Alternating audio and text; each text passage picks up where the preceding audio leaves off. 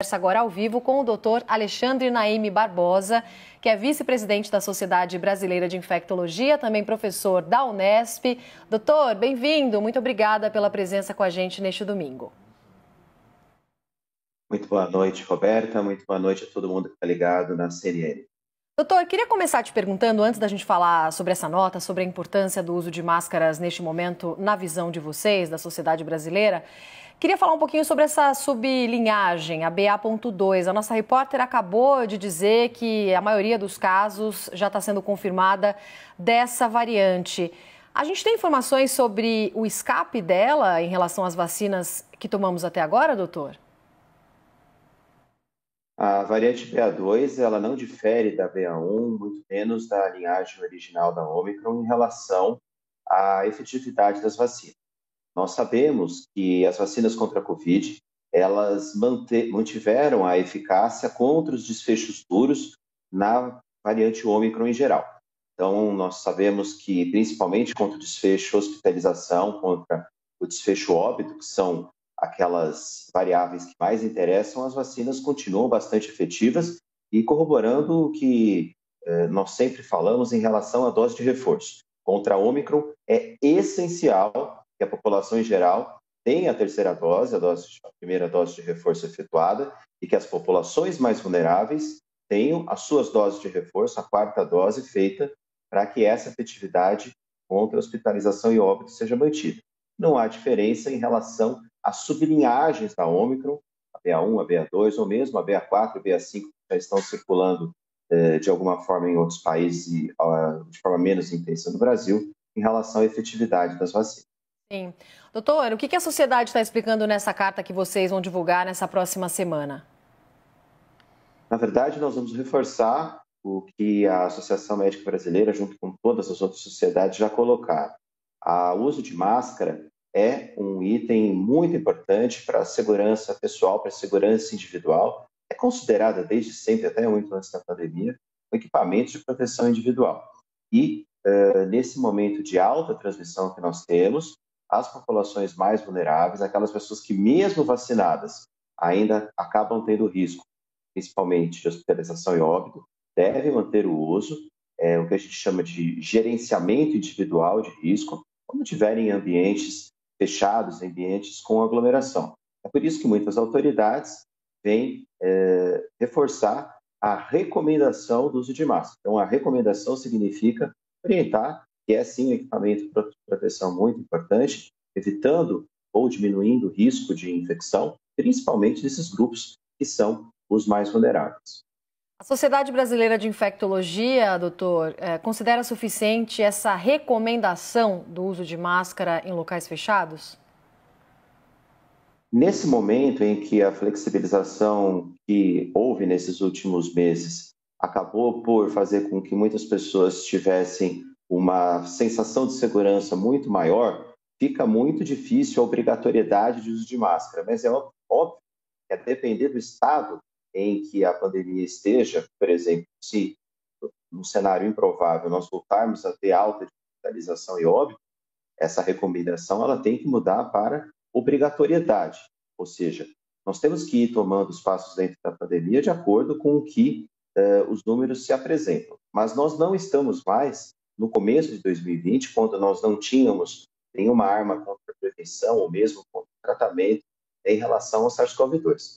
Hoje as vacinas diminuem consistentemente o risco de hospitalização e óbito e é importante fazer esse gerenciamento individual de risco naquelas populações mais vulneráveis e essas sim manter o uso de máscara quando estiverem em ambientes aglomerados, em ambientes em que tenham falta de circulação de ar ou excesso de pessoas. Doutor, e nesse momento com um número alto, de testes positivos para a Covid-19 em várias cidades, como é o caso de São Paulo, a recomendação para avaliar os sintomas e acompanhamento dos sintomas em casa muda alguma coisa com as doses de vacina, com grande parte da população vacinada com uma dose, 2 doses, 3 doses e até uma parcela com a 4ª dose, no sentido de que qual seria um sintoma importante que deve ser determinante para que a pessoa procure um hospital, mesmo vacinada, mas infectada com a Covid? Agora, com a população quase 45%, 50% da população em geral com a dose de reforço, a chance de um indivíduo com menos de 60 anos precisar de hospitalização e óbito é muito pequena. Então, a recomendação para que seja monitorado existe sempre, mas o risco de hospitalização e óbito é muito pequeno.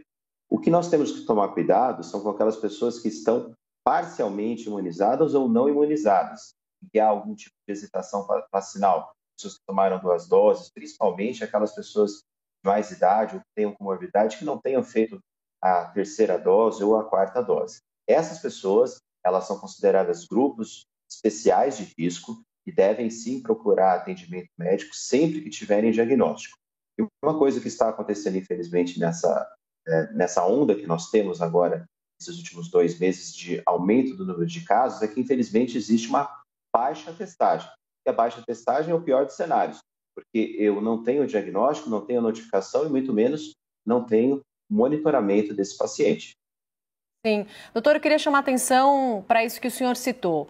Muita gente aqui no Brasil com a carteirinha de vacinação atrasada. Tomou a 1ª dose, eventualmente não voltou para a 2ª ou para a 3ª. Muitas pessoas acham que já estão protegidas por parte da vacinação que foi feita e não voltam para completar o calendário vacinal. Isso pode ser responsável também por essa onda de casos que a gente está acompanhando agora, que eventualmente vai levar uma parte da população de risco a ter casos de complicação da doença? Em parte, sim, Roberta. A gente sabe que as vacinas, como a gente já discutiu, continuam, mantêm a eficácia em relação à diminuição na hospitalização e óbito, mas a vacinação ela só consegue ter algum impacto em relação à transmissão quando o indivíduo tem 3 doses em relação à variante Ômicron. A variante Ômicron é um vírus muito distinto, diminuiu a efetividade em relação à transmissão, mantendo contra a hospitalização e óbito, e por isso nós precisamos que as pessoas façam a dose de reforço. Veja que nós estamos muito aquém de um número satisfatório. Eu disse, e nós estamos mais ou menos por volta disso, então de 45% a 50% da população em geral com 3 doses de vacina. Faltam ainda 50% da população vacinada, da população que pode receber a vacina com a dose de reforço. Esse é um caminho mais importante a se percorrer. Num segundo momento, e na verdade, paralelamente, as pessoas de grupos vulneráveis também atualizando a sua 4ª dose. Agora o Brasil vai recomendar para todas as pessoas acima de 60 anos a 4ª dose, tem muitos municípios se preparando para isso. E é isso que a gente deve fazer, alinhado a essa gestão individual de risco que a gente discutiu e também a toda uma linha de cuidados.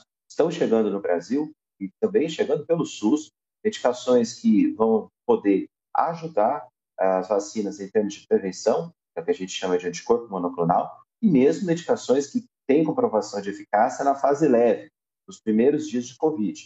E estão sendo negociadas com o SUS, já foram até aprovadas pela Conitec, que vão poder dar ao paciente toda uma linha de cuidados, aumentando a proteção contra da pré-exposição antes que se exponha ao vírus, mas também quando isso inicia os sintomas.